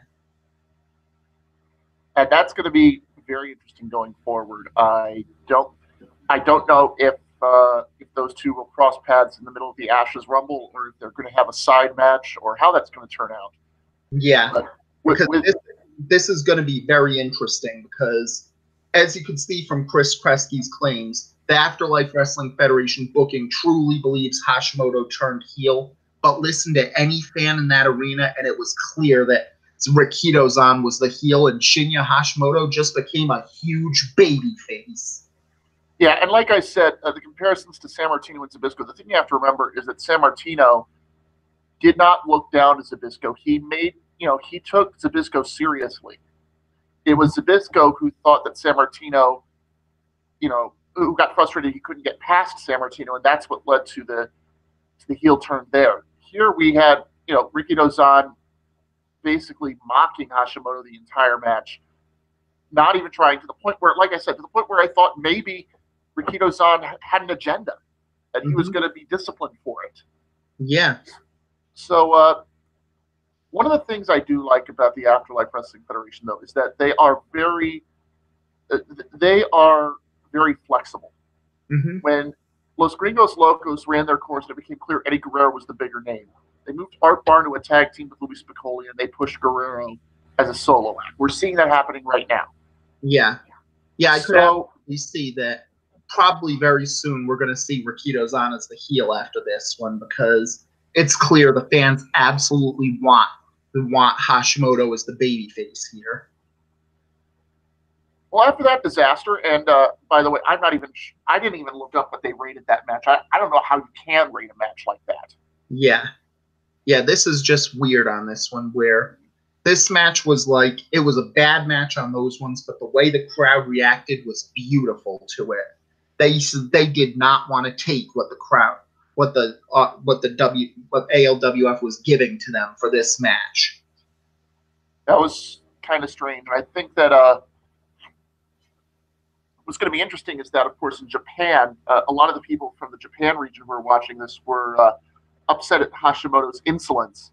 A lot of people from the American and European sites were excited that Hashimoto finally was no more Mr. Nice Guy. So they're going to have to walk a fine line. They're going to have to make something happen to seal one or the other as a heel. I'm not willing to say either one turned heel yet. Well, I think it's also going to be interesting because I think you kind of have to turn Rikito-san heel here, even if it's more a Western thing that they loved that he said no more Mr. Nice Guy. But even if Japan thinks that Hashimoto was insolent in these cases, you still have the case that Japan's never really trusted Rikito-san because he was an ethnic Korean. So there's always been that case where they saw him as a star, but they never totally gave their hearts to him. And that's going to be a big deal as well going forward. So I think you could possibly get away with Rikito-san as the heel. All right. So this next match, if you'll allow me, I just want to give, I want to introduce it, was a women's tag match. On one side, you had Sherry Martel and, amazingly, Miss Elizabeth putting on the tights. You didn't see that very often. To take on Cora Combs and a mystery partner. And I think it just got even weirder when Cora Combs went to ringside. And now we've seen this person before. Don't get me wrong. This all started when Randy Savage and Dusty Rhodes had a main event on one of the TV shows. And Savage was harassing the crowd, and this person in the crowd in the front row, reached out and tried to slap Savage. And Elizabeth took exception to that. So Cora Combs goes to this woman, a very short woman, African American, very stocky. Says, "You know what? How would you like to get revenge on Elizabeth tonight?" And she takes her out of the crowd. I had to do my research on this one. This is somebody who was part of the Southeastern group, known as her name is Juanita Wright. I was surprised that they pulled this, and then of course I read the Observer and I realized, oh wait, a Dusty Rhodes superfan named Juanita Wright. I've seen this before. Yeah, they did this in the WWF back in the day. Yep. And that really did work on this one. So, you had this one, and the match made sense storyline wise, but it was clear that Sherry Martel and Cora Combs were working the match, and Elizabeth and Wright had to be bottle fed for it. And when Wright got her hands on Elizabeth, it made perfect sense. It was a perfectly good angle. It was the drizzling shits to watch. That was not proof on it. You did enough to know that, yes, Juanita Wright was not an untrained person, and she probably knew how to wrestle, but you didn't get that feeling from Miss Elizabeth. No, not at all. And to be fair, I'm not sure Elizabeth ever wrestled in the mortal realm. Yeah. So this was basically, it was normal, and Juanita Wright got the victory and pinned Elizabeth for the victory here. So you had that going for you, and I'm assuming they'll add her to the Angels division because Lord knows they need some more Angels in here. Yeah. I got to say, just from what I've seen, that this felt like it should have been on TV rather than on the big show. Yeah. Well, that's another point where they needed some cool-down matches, and it was a disappointing pay-per-view match, but after an angle like the previous one and knowing what's coming up next, you needed a cool-down match like that. So, yeah, I was very surprised that the Red Brands committee decided to put the number one contenders match and the ensuing title match back to back to end the show, but here we were. Nick Bachman came out, joined Gordon Soley on commentary, and our three combatants entered the ring. Yep, and you had Eddie Guerrero, Bobo Brazil, and Dusty Rhodes, and this was another coming out party for Eddie Guerrero as a singles act. Like you mentioned, they were ready to say, okay, if Los Gringos Locos seem to be out, let's team Art Barr and Luis Spicoli. And Eddie Guerrero looked like he was more than just a tag team specialist. He looked like this is a future singles act, someone who could be an Intercontinental Champion one day. And, of course, Bobo Brazil has always been a good star who's never quite won the big one, but he knew that this was the best chance he ever had where he could finally get his hands on Bockwinkel without having to beat Andre the Giant. And he was going in hard on Dusty Rhodes for this. Because since 1993, if you have a chance to get your hands on Bockwinkel and you don't have to face Andre, you have a good chance of winning. And so you had this great match for him, and each guy tore into each other, but Dusty Rhodes was a man possessed. He beat Andre the Giant. He beat them in the War Games. He had to have this match. Crossroads happened on Bobo Brazil.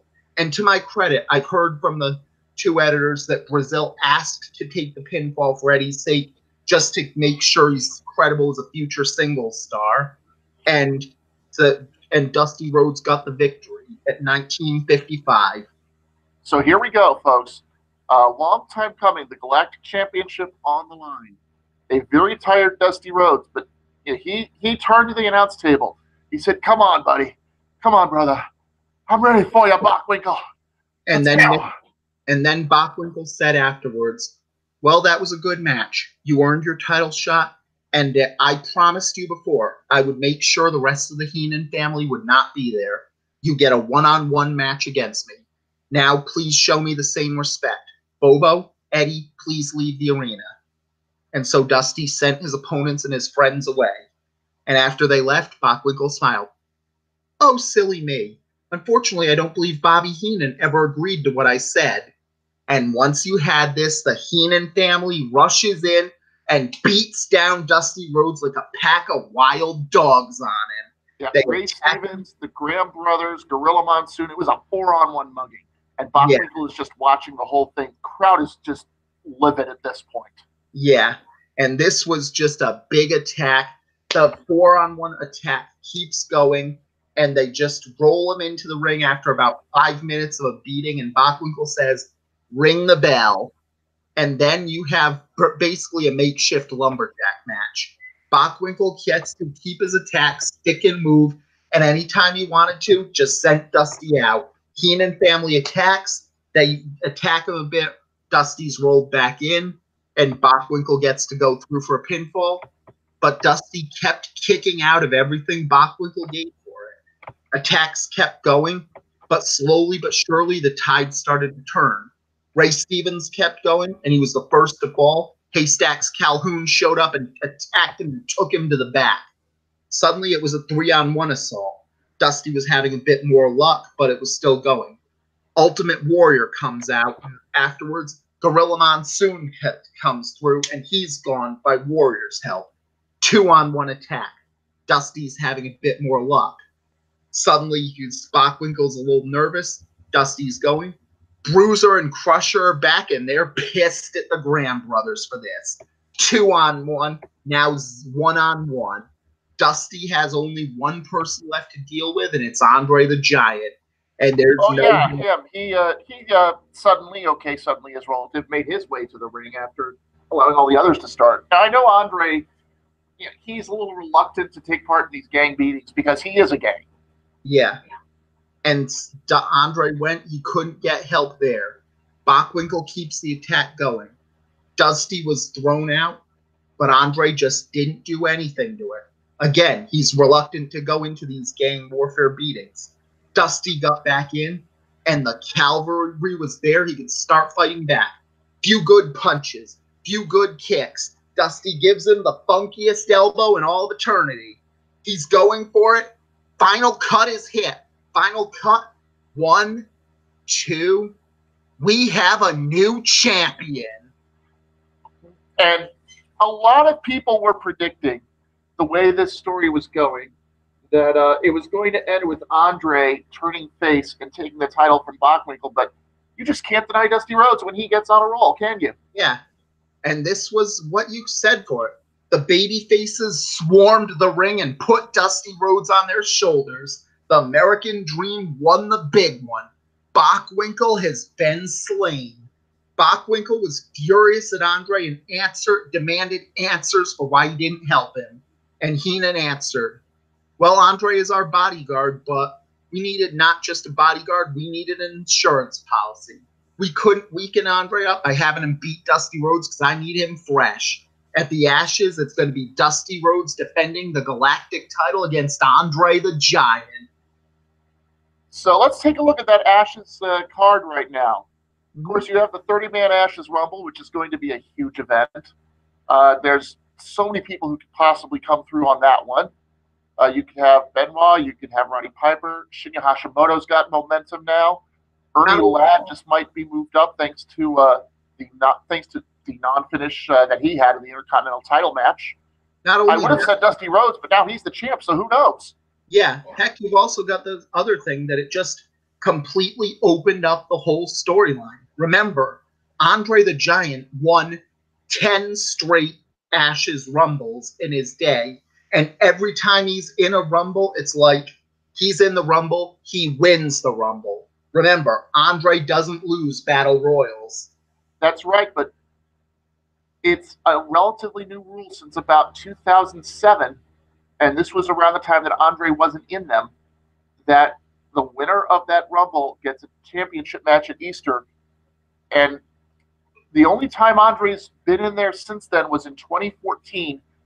He won that Rumble, but amazingly, he came up short against Giant Baba when it mattered. So he wants another chance to be champion. Yeah, and this is going to be interesting there as well, because we already know that now you've got a big match where Dusty and Andre went through. I think the Blue Brand's going to win. So those are two big names that could have won for the red side that now are in the title match. Another title match, a street fight. Nature Boy Buddy Rogers defending the ALWF heavyweight title against the Junkyard Dog. You got to wonder if Sam Mustard's going to play a role in this, but you know this much. JYD always comes with that chain, so he's ready for anything. Yeah. And that's also the question mark as well, because I know that since the blue brand had the Angels title on the line, that means the red brand gets it next time, and you've got Sherry Martel going against China this time, but that's going to be a question mark if they do something there. A lot of questions going on, and I'm currently getting word of a couple of people who wish to enter the Rumble from the blue side. We know that Roddy Piper, having won that big cage match, he has added his name to the event. And how about this?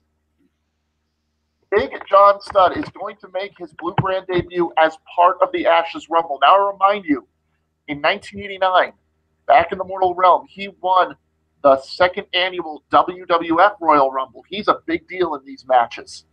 Yeah. Heck, if it goes with title matches, you also have the case where Big Van Vader is going to make his Rumble debut in this one in the Ashes Rumble, much like he did in 1996. And of course, you have Davey Boy Smith, who finished second in 1995, and he's going to be in the Rumble. And with how he had his problems, that's going to be a question mark as well. It'll be very interesting. 4 big matches already announced, 3 title matches in the Rumble itself. We're starting to get names filled in. I'm sure by the time this is over, you're going to get 30 of the biggest names to take part. The last thing I will say is that Sheik went to the hospital. He was treated and released, or rather escaped. So I'd be a little concerned as to what's going to happen with him. Gary Hart has said that Piper may have won today, but Devastation Incorporated will be back. Yeah. And so that goes through, and we'll be back once we have the results of the Rumble.